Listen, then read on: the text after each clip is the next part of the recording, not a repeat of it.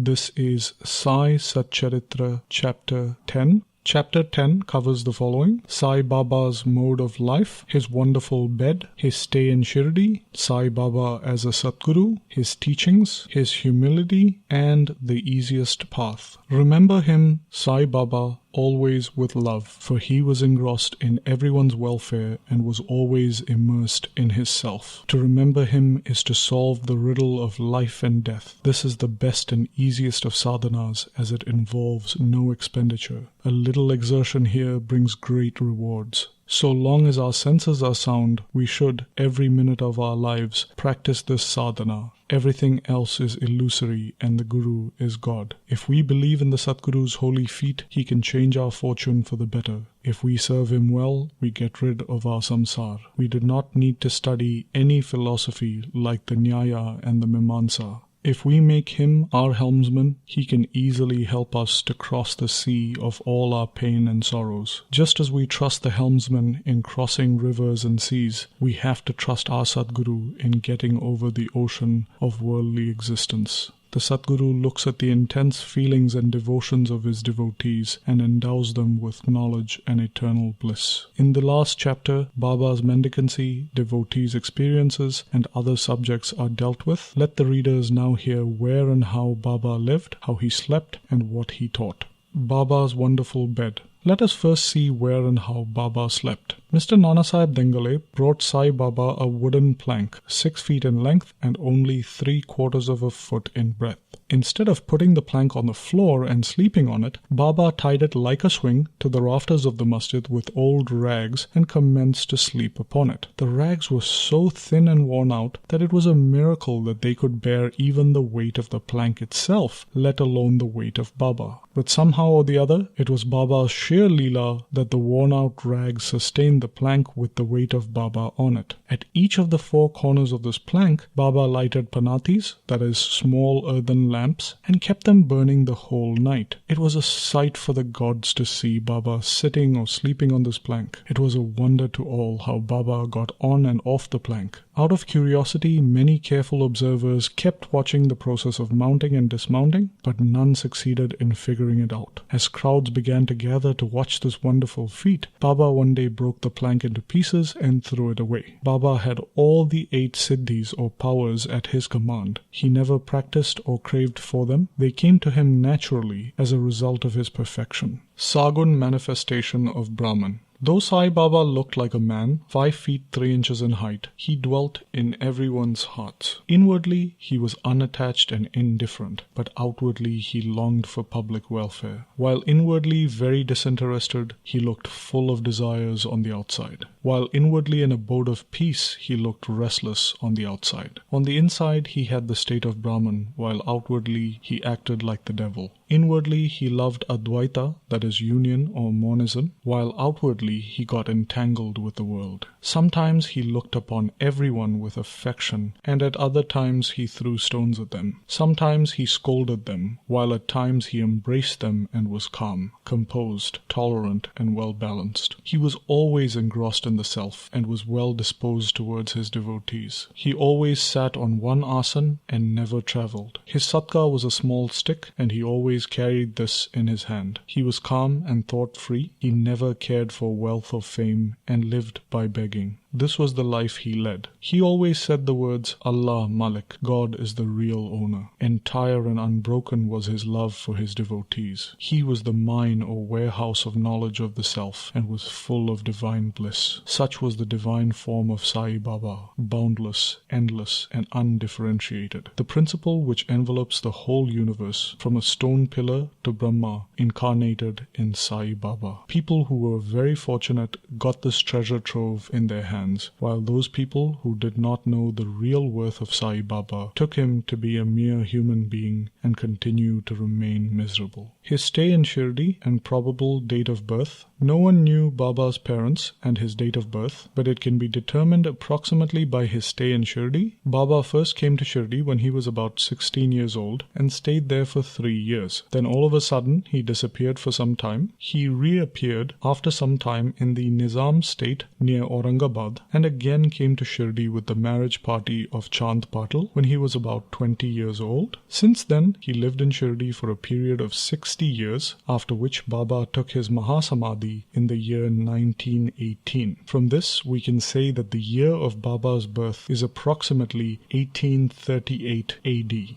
Baba's mission and advice. Saint Ramdas, who lived from 1608 to 1681, flourished in the 17th century and fulfilled to a great extent his mission of unity and harmony between religions. But within 2 centuries after him, the split between the two communities, the Hindus and Muslims, widened again, and Sai Baba came to bridge the gulf. His constant advice to everyone was to this effect: Rama, the god of the Hindus, and Rahim, the god of the Muslims, were one and the same, and there was not the slightest difference between them. Then why should their devotees quarrel? You ignorant folk should join hands and bring both communities together. Act sanely, and thus you will gain your object of unity. It is not good to dispute and argue, so don't argue and don't emulate others. The Lord will protect you. Yoga, sacrifice, penance, and knowledge are the means to attain God. If you do not succeed in this by any means, vain is your birth. If anyone does any evil unto you, do not retaliate. If you can do anything, do some good unto others. This, in short, was Sai Baba's advice to everyone, and this will stand you in good stead both in material and spiritual matters.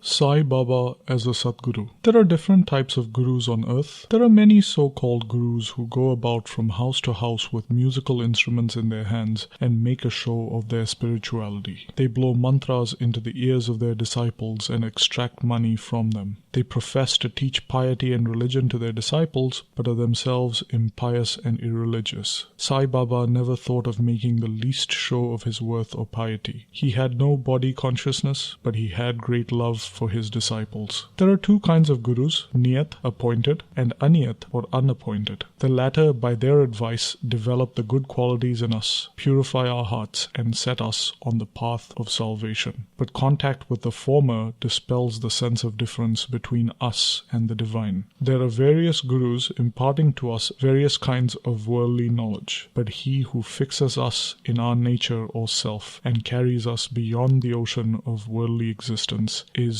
the Sadguru. Sai Baba was such a Sadguru. His greatness is indescribable. If anybody went to receive his darshana, Baba, without being asked, would give every detail of the seeker's past, present, and future life. He saw divinity in all beings. Friends and foes were alike to him. Disinterested and equally balanced, he obliged evildoers. He was the same in prosperity and adversity. Doubts never affected him. Though he possessed a human body, he was not in the least attached to his body or house. Though he looked embodied, he was really disembodied. Blessed are the people of Shirdi who worshipped Sai as their god. While eating, drinking, working in their backyards and fields, and doing various household chores, they always remembered Sai and sang his glory. They knew no other god except Sai. How can one describe the love and sweetness of the women of Shirdi? They were quite ignorant, but their pure love inspired them to compose poems or songs in their simple rural language. Letters or learning they had none, yet one can still discern real poetry in their simple songs. It is not intelligence but love that inspires real poetry. Real poetry is the manifestation of true love, and this can be seen and appreciated by intelligent listeners. A collection of these folk songs is desirable, and Baba willing, some fortunate devotee may undertake the task of collecting and publishing these folk songs, either in the Sai Leela magazine or separately as a book. Sai Baba's humility. The Lord is said to have 6 qualities: fame, wealth, non-attachment, knowledge, grandeur, and generosity. Baba had all these in him. He incarnated in the flesh for the sake of his devotees. Wonderful was his grace and kindness. He drew his devotees to him from afar. For the sake of his devotees, Baba spoke such words that for the goodness of speech one dare not utter. Here is a specimen. Baba spoke the following humble words: "Slave of slaves, I am your debtor. I am satisfied at your darshan. It is a great favor that I saw your feet. I am an insect in your excreta. I consider myself blessed thereby." What humility is this? If anybody thinks that by publishing this, any disrespect is shown to Sai, we beg his pardon, and to atone for this, we sing and chant Baba's name. Though Baba seemed outwardly to enjoy sense objects, he had no taste for them or even the consciousness of enjoying them. Though he ate, he had no sense of taste, and though he saw, he never felt any interest in what he saw. Regarding passion, he was as perfect a celibate as Hanuman. He was not attached to anything.